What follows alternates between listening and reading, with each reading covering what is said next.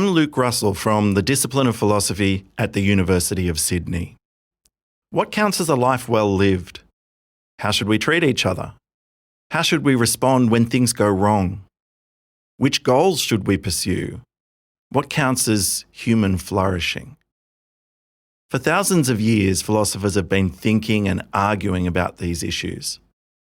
In this series of podcasts, The Philosophy of Living Well, I'll be interviewing some philosophers, most of whom work here at the University of Sydney, and I'll be asking them what philosophy has to teach us about how we ought to live. In this episode of The Philosophy of Living Well, we're going to be talking with Caroline West from Philosophy at the University of Sydney, and we'll be asking Caroline, is there more to life than happiness? Happiness is something that's discussed by philosophers, but it's also something that's studied by psychologists. In fact, there's a bit of a dispute between philosophers and psychologists as to how we ought to define happiness. Before we get into some of the more philosophical questions about happiness, how do psychologists conceive of happiness? The psychological definition of happiness, the way psychologists define happiness is, I guess, it's a purely subjective psychological state. It's just an inner state of mind. And psychologists tend to distinguish between two different sorts of inner states of mind. There's, first of all, sort of what they call affective states, which is a sort of fancy word for feeling good. So part of what it is to be happy is to be having lots of good feelings, enjoying yourself, positive emotions, and not too many negative emotions and bad feelings like pain or sadness, anger. It's an interesting philosophical question, what makes an emotion good or bad, positive or negative. We could talk about that later, but psychologists tend to think of that just very simplistically. Anger and sadness and so on are bad, and joy and cheerfulness are good. How are psychologists going to deal with cases like this, where there's someone who voluntarily chooses to run in a marathon and goes through all sorts of pain and suffering while they're doing it? And then if you ask them, why did you do that? They say, oh, I love it. That's what makes me happy. Is that happiness if it's an experience that is full of pain and difficulty? So I think that's such an interesting test for the psychologist definition, because I see the face of those cyclists crossing the line first at the Olympics. They're exhausted with physical agony, but obviously they say it's the happiest moment of my life. Or someone who's just given birth, enormously physically painful and everything, but people often say it's the happiest moment of my life. I think that many psychologists would want to say that is a kind of happiness, and that's because they'll say, even though you're experiencing pain, you're experiencing more positive emotion than physical pain in both those cases. Happiness isn't the absence of pain, it's more of positive emotions over negative emotions. And so being happy is a matter of sort of generally being cheerful and not experiencing too much sadness and pain. But there's also an evaluative component to happiness that psychologists emphasise, which has got to do with a sort of intellectual evaluation of your life as a whole. Are you satisfied with your life on a scale of 0 to 7, where 7 is super satisfied? When you think about it, do you think your life's going great or not? So in the psychologist sense, someone's happy if they're generally cheerful, only occasionally sad, and generally satisfied with their life as a whole. So psychologists define happiness as a balance of good feelings and life satisfaction. Is this an accurate and a useful definition of happiness? It's actually quite different from the way a lot of philosophers think about happiness. Let's think, is it what ordinary people mean when they talk about happiness? And the test for that is you imagine someone who's enjoying themselves, they're not sad. If you ask them, how's your life going? They'd say, it's great, I'm very satisfied. But let's suppose that all those good feelings are the product of brainwashing or drugs. Maybe they're the denizens of Aldous Huxley's Brave New World, completely brainwashed into feeling good.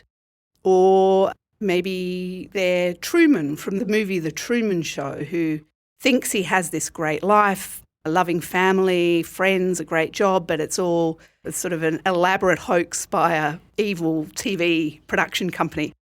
So do you think that someone like Truman or people living in Brave New World Are they happy or not?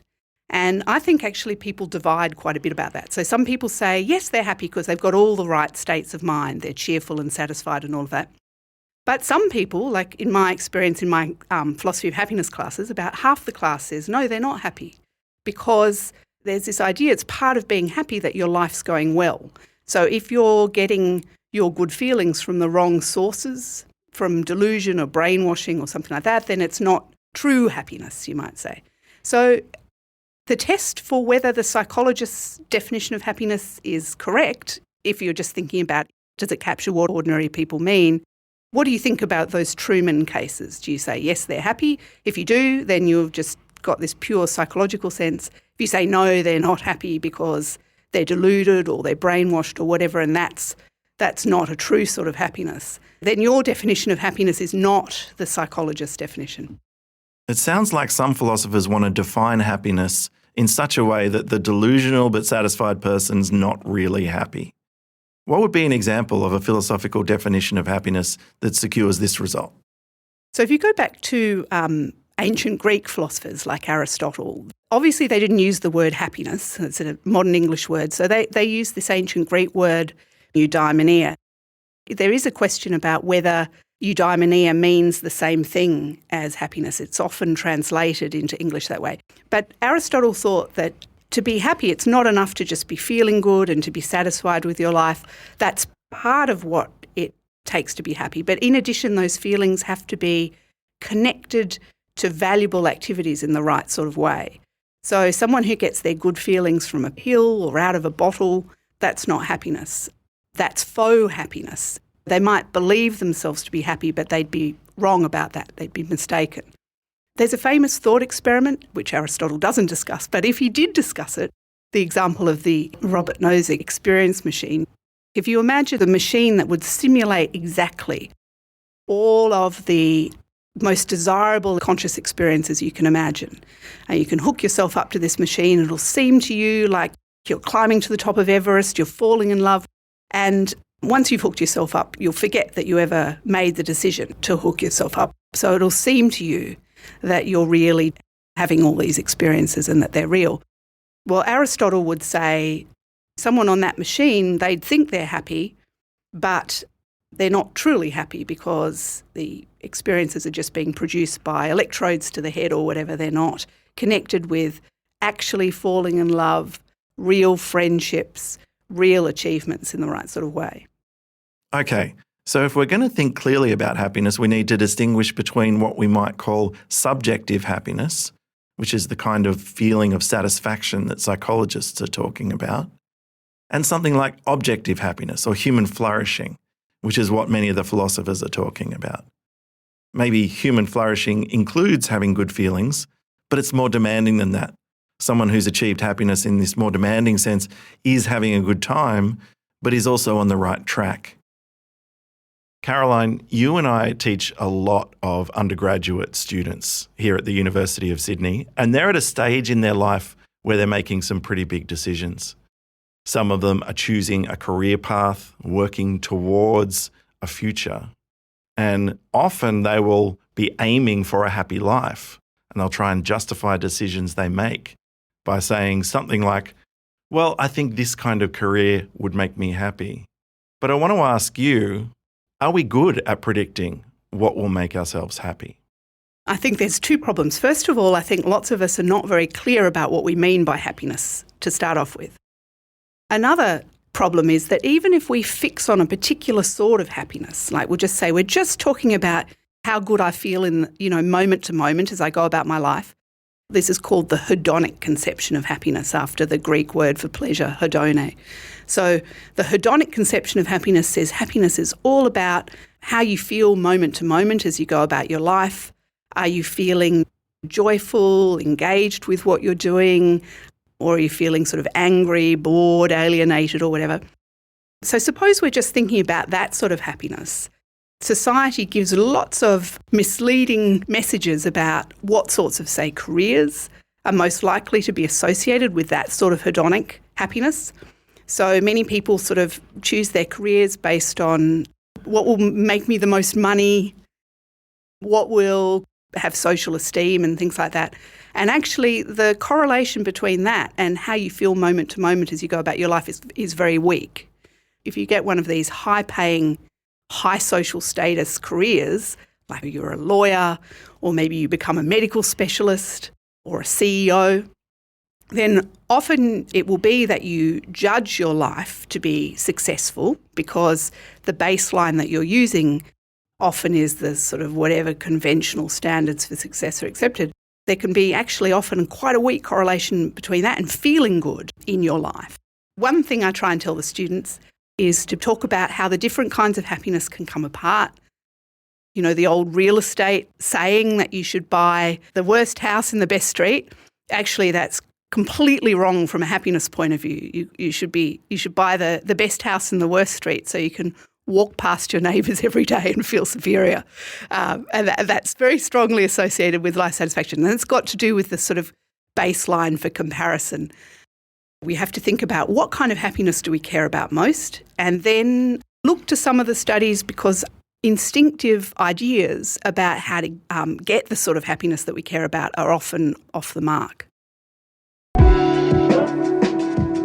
You are listening to The Philosophy of Living Well. Today's episode, Is There More to Life Than Happiness? I want to ask you about people who are at a different stage of life. Later in life, people, when they approach retirement, sometimes think, well, I just dream of moving out of this big noisy city.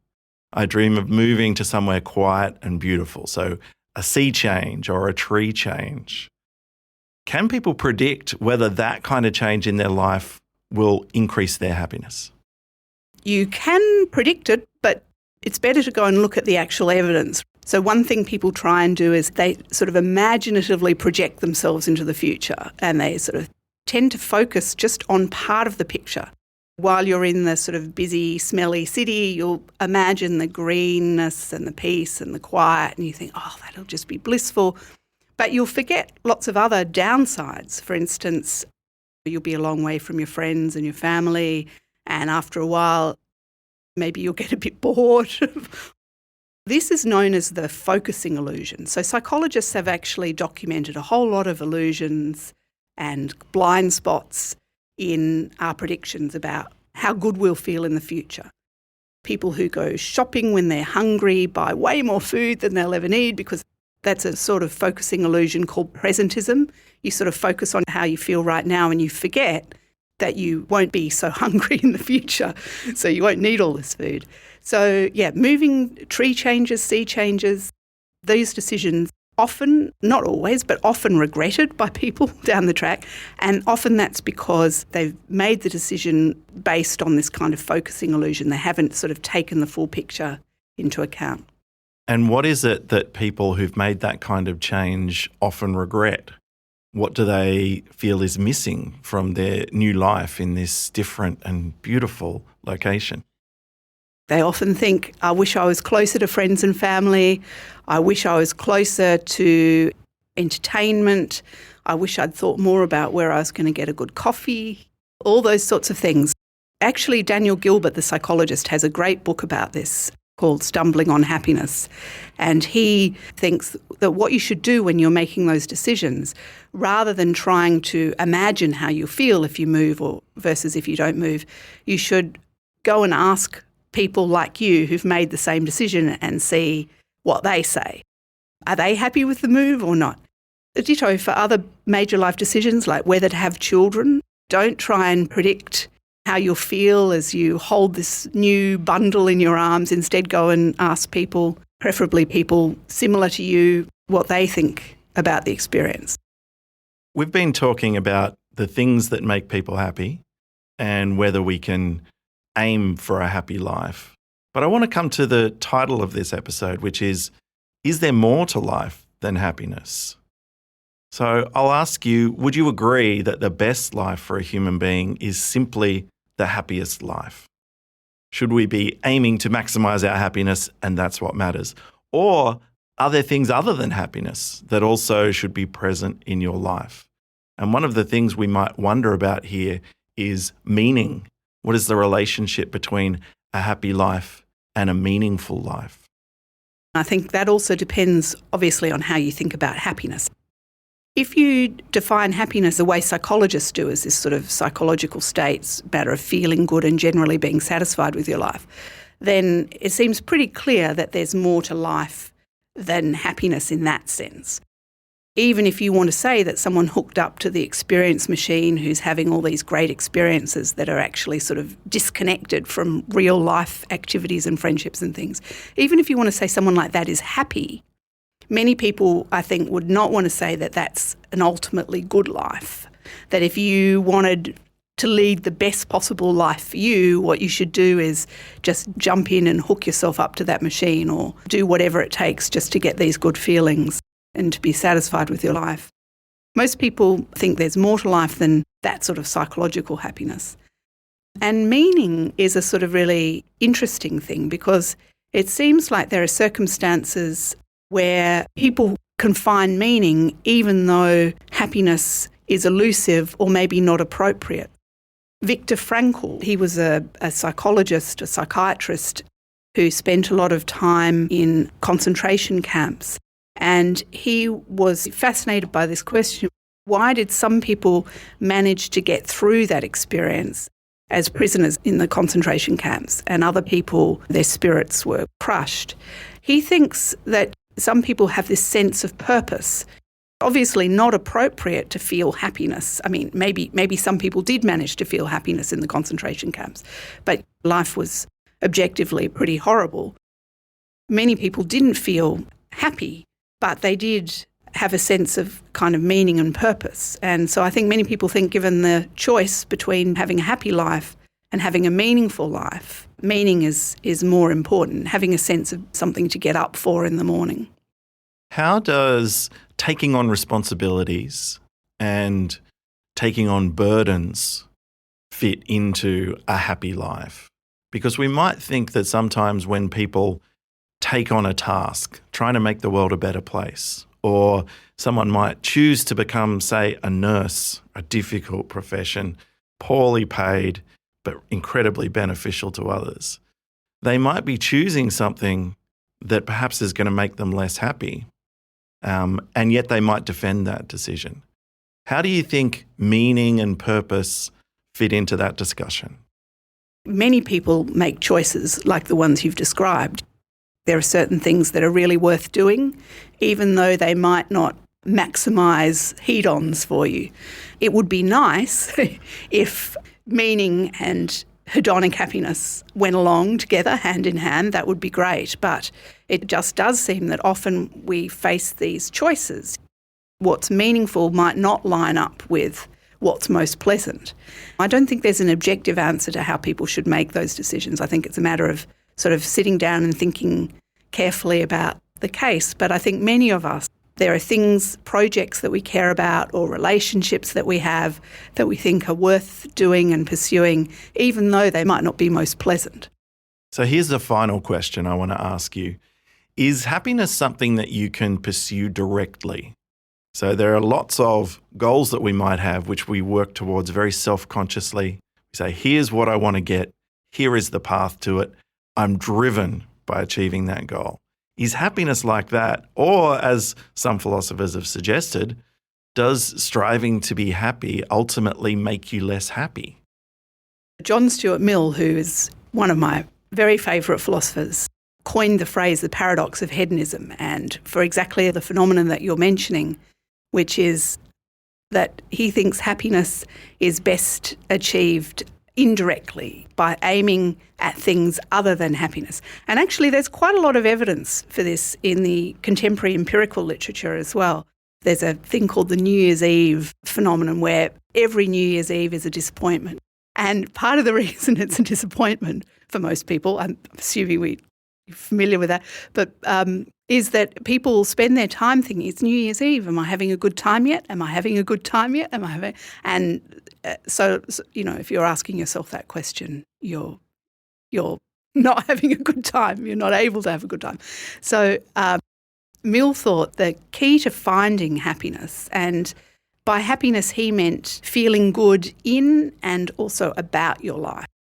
experiencing lots of positive emotion, but also generally being satisfied with the way your life's going, that sort of happiness is best achieved by hardly ever thinking about it and instead pursuing other activities as ends in themselves, like pursue rewarding relationships, engage in projects that absorb you and that you pursue as ends in themselves for their own sake and not consciously as a means to happiness. And then Mills says, if you aim at these other things, which you view as worthwhile for their own sake, then you'll get happiness, these good feelings, as a byproduct. But if you ask yourself if you're happy, then you'll cease to be so, he says. I think Mills' advice is like there's a place for thinking about happiness. So Mills' not saying never think about what will make me happy. He's saying maybe in calm moments when you're doing a philosophy of happiness course, you might think, are the sorts of projects and relationships and activities that I'm putting my energy into, are they the sorts of things that are most likely to make me feel good? There's a place for thinking about that, but that's only in your quiet moments. And then once you've reassured yourself that the projects that you're using to sort of structure your life are worthwhile and all of that, then just pursue those for their own sake and you'll get happiness as a byproduct. I'm Luke Russell from Philosophy at the University of Sydney, and I've been talking in this episode of The Philosophy of Living Well with Caroline West. Thanks, Caroline. Pleasure. This podcast series is presented by the Discipline of Philosophy in the School of Humanities at the University of Sydney and was recorded and produced by Peter Adams. These interviews were recorded on the traditional lands of the Gadigal of the Eora Nation.